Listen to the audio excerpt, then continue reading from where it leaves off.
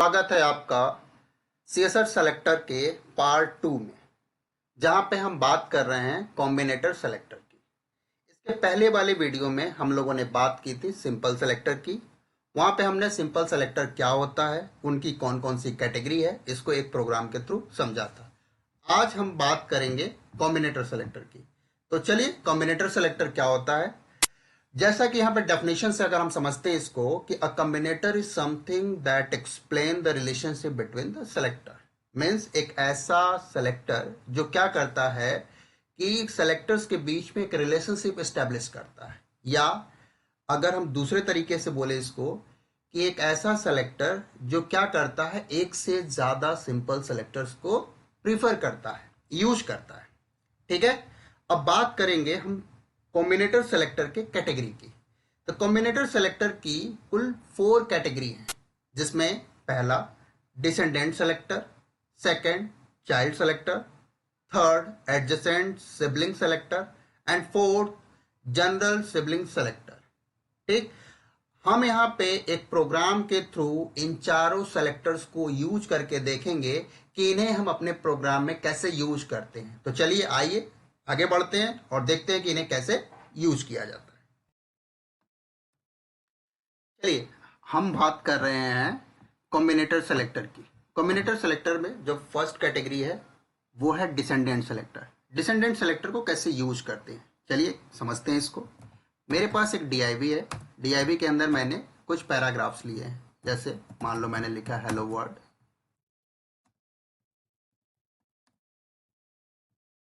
एक और पैराग्राफ लेते हैं। पैराग्राफ लिखा गुड मॉर्निंग। ठीक है, अब कुछ पैराग्राफ्स मैं क्या कर रहा हूं, इस डीआईवी के बाहर ले रहा हूं। जैसे मेरे पास एक पैराग्राफ है जिसके लिए मैंने लिखा गूगल इंडिया। एक और पैराग्राफ ले लेते हैं, जैसे मान लो लिखा मैंने माइक्रोसॉफ्ट। ठीक है, तो हम क्या कर रहे हैं कि हमने 2 पैराग्राफ इस डीआईवी सेक्शन के अंदर लिया और 2 पैराग्राफ लिया डीआईवी के बाहर। अब मुझे क्या करना है, मुझे डीआईवी के अंदर जो पैराग्राफ है उन पे कुछ प्रॉपर्टी अप्लाई करनी है। तो उन प्रॉपर्टी को मैं कैसे यूज करूंगा, कैसे मैं अप्लाई करूंगा, इसी बात को बताता है डिसेंडेंट सेलेक्टर। देखिए, जब भी कभी ऐसा सिचुएशन हो कि हमें किसी पर्टिकुलर सेक्शन के अंदर कुछ एलिमेंट्स है और उन पे हमें प्रॉपर्टी अप्लाई करनी है, तो आप डायरेक्ट अप्लाई नहीं कर सकते। डायरेक्ट अप्लाई का मतलब, जैसे हम लोग पहले एलिमेंट सेलेक्टर यूज करते थे, तो एलिमेंट सेलेक्टर में क्या होता था कि हम उस पर्टिकुलर एलिमेंट का नाम लिखते थे और उस पर जो भी प्रॉपर्टी अप्लाई करनी है वो लिख देते थे। जैसे मान लो हम यहाँ पे बैकग्राउंड कलर ले रहे हैं। बैकग्राउंड कलर लिया रेड, कलर लिखा, कलर लिखा हमने येलो। फॉन्ट साइज देना है, फॉन्ट साइज दे देते हैं, फॉन्ट साइज दिया लार्ज। तो इस तरह हमने क्या किया कि डायरेक्ट प्रॉपर्टी लिख दिया है। लेकिन जब हम इस तरह से प्रॉपर्टी लिखेंगे तो ये क्या करेगा, ये सारे जितने भी पैराग्राफ्स बॉडी सेक्शन के अंदर होंगे वो सब पे अप्लाई होंगे। जबकि हम क्या चाहते हैं कि ये प्रॉपर्टी पर्टिकुलर अप्लाई किससे हो, इस डीआईवी सेक्शन के अंदर। तो अगर आप इसे सेव करके देखोगे रन करा के, तो आपको क्या मिलेगा कि जब आप इसको रन कराओगे तो देखोगे कि ये प्रॉपर्टी सब पे अप्लाई है। लेकिन हमें प्रॉपर्टी अप्लाई करनी थी सिर्फ डीआईवी के सेक्शन वाले पे।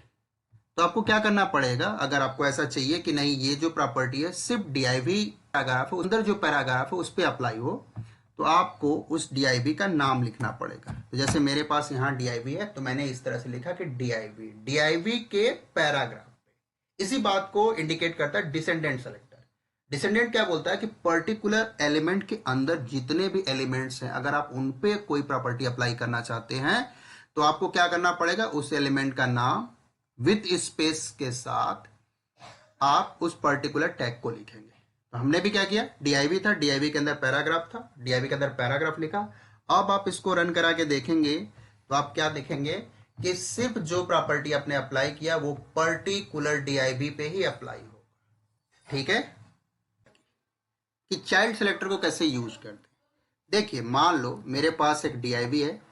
डीआईवी के अंदर मैंने कुछ पैराग्राफ लिखा। पैराग्राफ में जैसे मान लो लिखा मैंने कि पैराग्राफ 1 है। कुछ और पैराग्राफ्स ले लेते हैं, इसको कॉपी किया।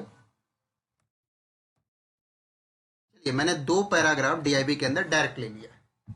अब मान लो कि मेरे पास एक पैराग्राफ है, लेकिन वो क्या है कि वो इस सेक्शन पोर्शन के अंदर है, ठीक है। और कुछ पैराग्राफ्स जो है हम डीआईबी के बाहर ले लेते हैं। मैंने मान लो इस तरह से मैंने एक और पैराग्राफ लिया है, तो टोटल हमने 4 पैराग्राफ्स लिए। 2 पैराग्राफ जो है डायरेक्ट डीआईबी के अंदर है, और तीसरा पैराग्राफ कैटेगरी के अंदर डिफाइन किया गया है।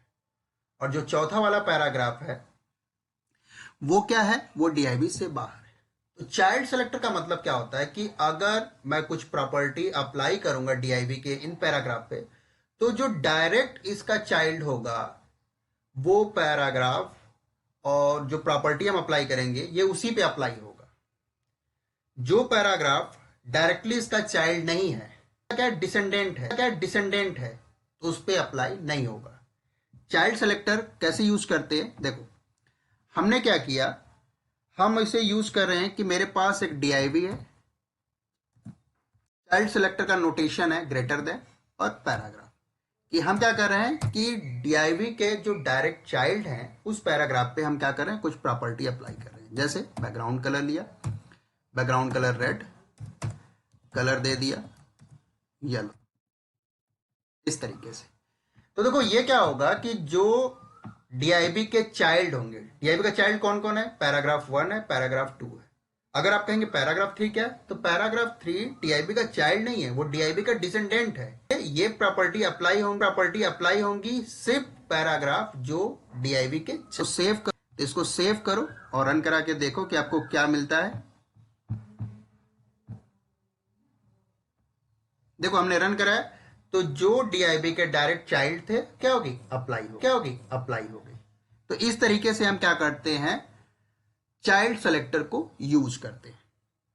की बात करते हैं जो है कि adjacent sibling selector. Adjacent sibling selector क्या है कि अगर कोई आपके पास सेक्शन है और उसके सेक्शन के इमीडिएट बाद अगर किसी पोर्शन पे आप कोई प्रॉपर्टी अप्लाई करना चाहते हैं, तो उसके लिए आप एडजेसेंट सिबलिंग सेलेक्टर यूज करते हैं।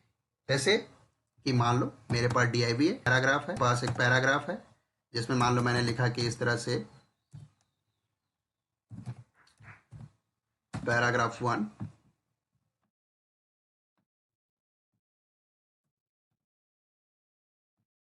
एक और पैराग्राफ ले लिया।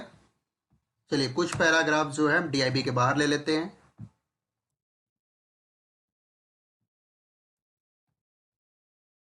इस तरीके से हमारे पास 4 पैराग्राफ है, 2 डीआईबी के अंदर है, 2 डीआईबी के बाहर है।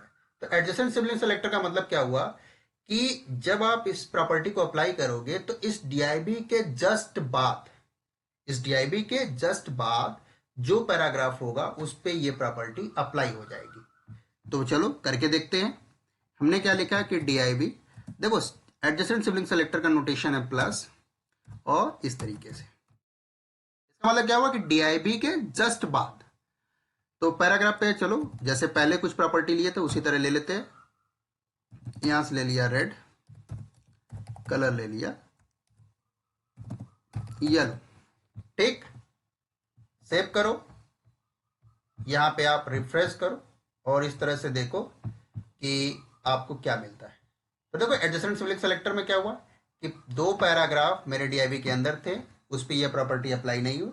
जस्ट डीआईबी के इमीडिएट जो पैराग्राफ था उस पर क्या हुआ, ये प्रॉपर्टी अप्लाई। इस तरीके से हम क्या करते हैं, इस तरीके से हम एडजेसेंट सिबलिंग सेलेक्टर को यूज करते हैं। की बात करते हैं जो है जनरल सिबलिंग सेलेक्टर।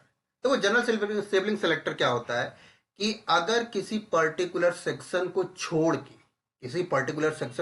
के बाकी सब पे अगर आपको कोई प्रॉपर्टी अप्लाई करनी है तो उसके लिए आप यूज करते हैं जनरल सिबलिंग सेलेक्टर। जैसे मान लो मेरे पास यहाँ पे एक डीआईबी है, डीआईबी के अंदर मैंने क्या किया, कुछ पैराग्राफ्स लिया,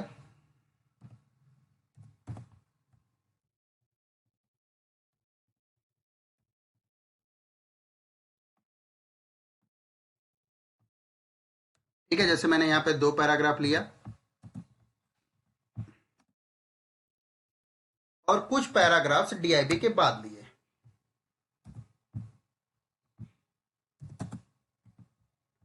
चलिए एक और ले लेते हैं।